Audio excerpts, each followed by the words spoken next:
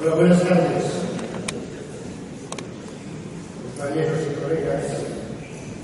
Me están diciendo que tengo más o menos 9 minutos para dos cosas. Por un lado, comentar lo que se ha dicho. Y entonces, en ese sentido, pues no es fácil. Ya me iré al tiempo de los 10 minutos, tengo que comentar lo que han hablado mis colegas, ¿no?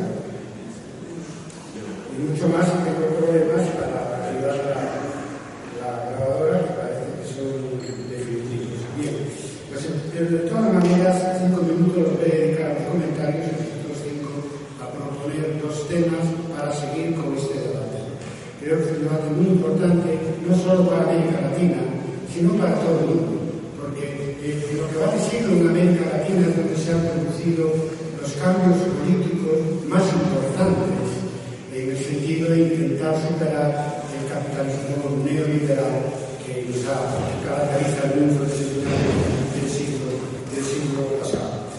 Bueno, Beatriz, pues es un privilegio escuchar de primera mano una protagonista de la historia inmediata de Chile, qué ha pasado allí.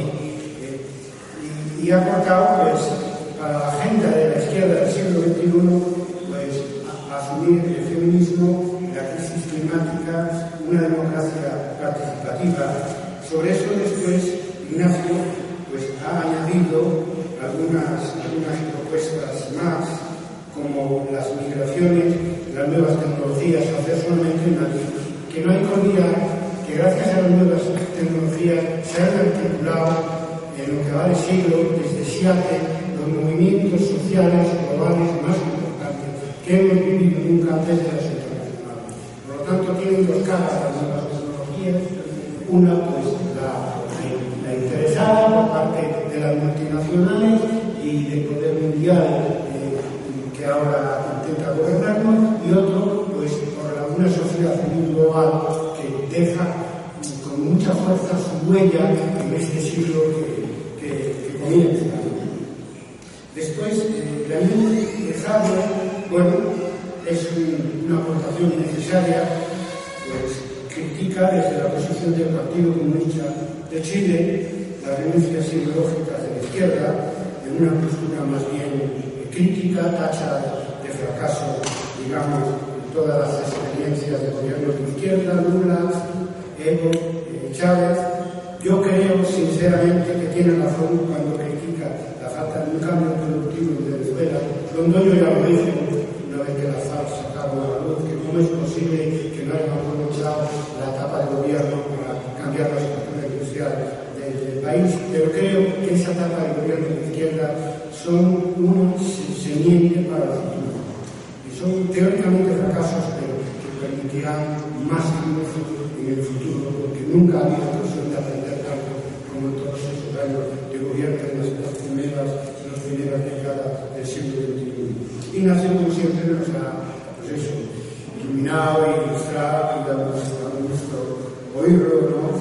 Desde luego coincido, yo creo que la mayoría de los que estamos aquí, todo lo que ha dicho sobre los golpes de Ramos en relación con Vilma, en relación con Lula, coincidimos porque eso ha dado lugar al fenómeno finalmente de Bolsonaro, que es un horror que en un país como Brasil, con su historia democrática y su historia de gobierno de izquierda, pues tenga que soportar un presidente de ultraderecha tan útil, además, como Bolsonaro. Claro, decía Ignacio, es muy difícil llegar al gobierno por vía democrática en América Latina, pero se llegó de una manera imprevista, sorprendente. Se llegó y marca todo el siglo XXI. No solo en América Latina, en todo el mundo. Es decir, toda la dimensión que tuvo el movimiento de los indignados que se inicia en el norte de África, pasa por los indignados españoles, por Wall Street, etc. Pues todo eso también está muy vinculado con los Porto Alegre, con todo lo que ha significado naturalmente el gobierno de izquierda.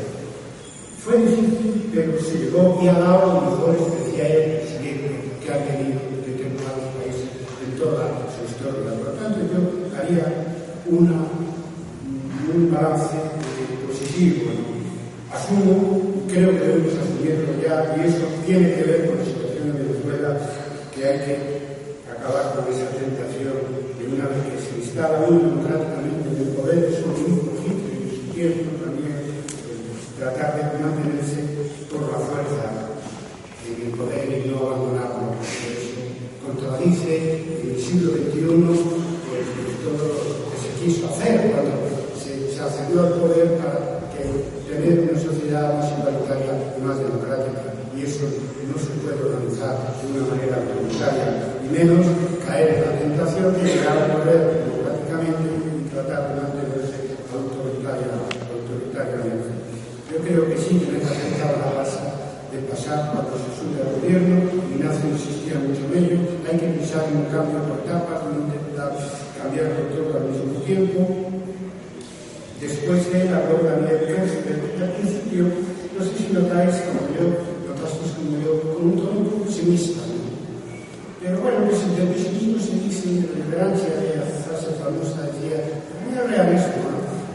Porque después empezó a decir cosas que no eran pesimistas y de su interés, en mi opinión, como el ejemplo exitoso de Bolivia, país bolivariano, se habla, no solo en cuanto a la reducción de la pobreza, sino en muchas otras cosas.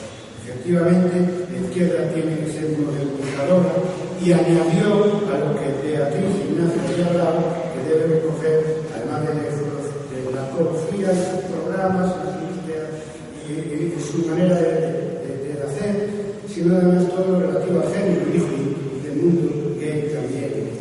Y todo lo relativo al género y al aborto también, y hacer más estados en el estado social que existe en Europa desde hace muchos años, en base de la seguridad y de la corrupción.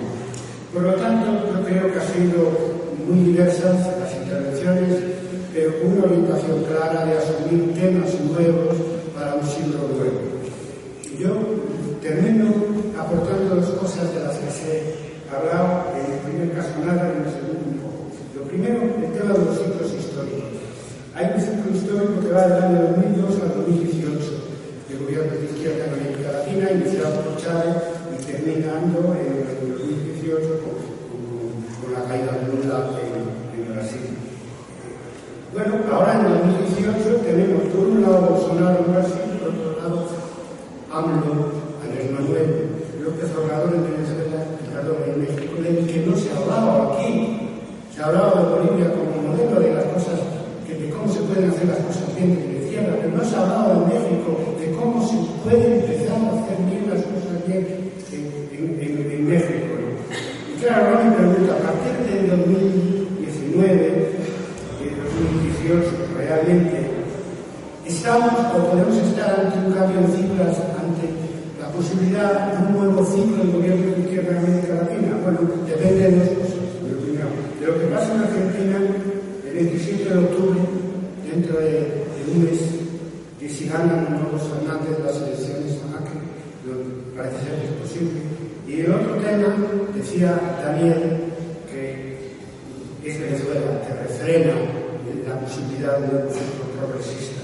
Es para todos muy importante que en Venezuela se llegue a un pacto con una oposición, lo cual es, no sé cómo decir, repugnante, porque es una oposición que está todos los días llamando al golpe militar sin que se pueda ninguno, pero pese a eso, que se llegó a un acuerdo de elecciones presidenciales parlamentarias y unos y otros acepten su resultado final. Si se reproduce la democracia bolivariana en América Latina, con una democracia capaz de alternancia, eso puede abrir el camino para que, a partir de la experiencia mexicana, entremos en una nueva fase de gobierno progresista, si no, habrá que esperar durante el tiempo. Podemos pasar tan rápido del ciclo progresista al inicio de otro. Bueno, vivimos la época de la globalización, hay una oposición en todos esos países que van a gobiernar la derecha muy preparada, que acaba de estar en el gobierno, que mantiene sus fuerzas en general intactas, y se ha existido aquí que el neoliberalismo ha pasado obviamente. Y entonces, en ese sentido, le beneficia a la derecha volver a conquistar el apoyo popular. Por lo tanto, entre eso y la fuerza y la experiencia acumulada por la izquierda del gobierno, sí que se puede reiniciar un nuevo ciclo progresista en América Latina. En cuanto a si es en el futuro, bueno, ahí es muy delicado porque hay que practicar la crítica y la autocrítica, ¿no? Es tan delicado. Existe una delgada línea roja entre aquello que son reconocer los errores y el aprovechamiento de ellos que va a hacer el enemigo. El enemigo está a las puertas. Entonces, si reconocemos nuestra debilidad y que nos hemos equivocado, el enemigo nos puede arrollar. Y eso hay que superar ese síndrome de la delgada línea roja. Eso que hablamos aquí, de ser autocríticos cara al futuro, es más fácil en un espacio de reflexión que en la práctica política concreta, donde nosotros mismos, si estuviéramos en un congreso de un partido, pues claro, trataríamos de ser autocríticos para que no nos criticaran para hacer, digamos, el trabajo sucio a la oposición y a la derecha. Con todo hay que rectificar si queremos un nuevo ciclo progresista en América Latina. La rectificación según países, y desde luego hay que hacerlo en la práctica, porque de manera explícita a los actores políticos no les apetecerá mucho reconocer todo aquello que no nos equivocaron. Y hay que rectificar para seguir luchando contra la pobreza, para luchar contra la desigualdad, para tener nuestra justicia en tres cosas: la sanitaria, la corrupción, asumir la democracia y los problemas de gestión.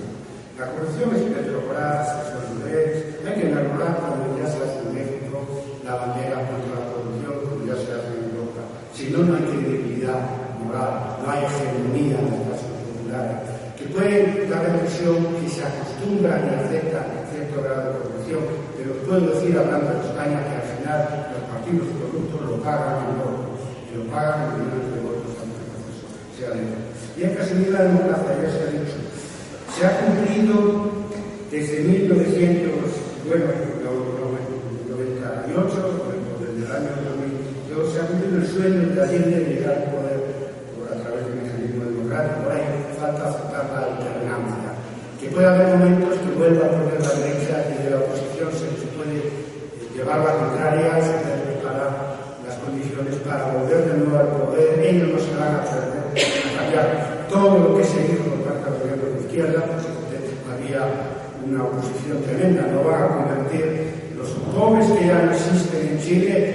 Bolsonaro no va a convertirlo, salvo por su inutilidad política, en nuevos pobres, ahora que son ya las clases trabajadoras o las medias. Entonces sí hay que activarse. La vía democrática socialista es una vía que supone paréntesis de gobiernos de derecha y retorno de nuevo de la izquierda. Los gobiernos no hay otra. Y por último, los temas de gestión que ya han salido. Cómo combinar el funcionamiento de la economía con las políticas sociales. Bolivia es un ejemplo en este sentido. Y el tema de la seguridad, Daniel Pérez ya lo insistió, y está tremendamente infravalorado por la izquierda. Y es muy notorio, yo que sé, en Venezuela, en México lo era, porque parece ser que Andrés Manuel López Obrador toma una medida, veremos que siga resultados o no. Es decir, que no hay que preocuparse de los temas clásicos de la izquierda tradicional, que tampoco hay que hacer toda la clase de la izquierda tradicional, sino que hay que preocuparse de los nuevos temas y de temas que, en la medida que ahora vamos a ser un partido de gobierno, no solo un partido de oposición, pues son esenciales para tener éxito en el gobierno, que son gobernar la economía en una época de globalización, donde el mercado está por todos los lados. Tenemos a Lenin que ha hablado con el recuerdo. Bueno, él dijo la nueva política económica. Hoy la NEP es permanente, aún por mucho que se quieran construir gobiernos socialistas, a pesar de que el mercado está ahí, porque ningún país puede sobrevivir fuera del mercado global. Por lo tanto, hay que saber gestionar la economía, gestionar la seguridad. Estoy convencido de que si se hace por la vía de la práctica estas rectificaciones, habrá, ya veremos más, como decía ayer, más pronto que tarde, un nuevo ciclo de gobierno progresista en América Latina. Muchas gracias.